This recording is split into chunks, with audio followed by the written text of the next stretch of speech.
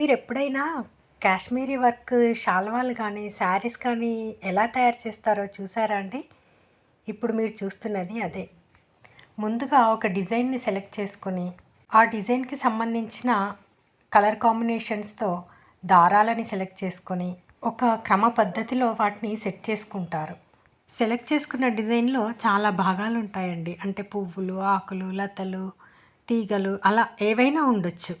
అలా ఒక్కో భాగంలో ఏ రంగు దారాన్ని ఎక్కడ ఎంతవరకు ఉపయోగించాలి, ఏ కలర్ కాంబినేషన్స్‌తో ఉపయోగించాలనేది ముందే వాళ్ళు అనుకుంటారు. ఒక్కోసారి ఒకే పార్ట్‌లో 2, 3 కలర్స్‌తో కూడా డిజైన్‌ని సృష్టిస్తారు. అలా ఒక పద్ధతిగా ఏ రంగు దారం ఎక్కడ ఎంతవరకు రావాలనేది కరెక్ట్‌గా వాళ్ళు నంబర్స్ ఏసుకుంటారండి. వేసుకొని కరెక్ట్‌గా అలానే అల్లుతూ పోతూ ఉంటారు. అసలు ఎంత కష్టమో గదా!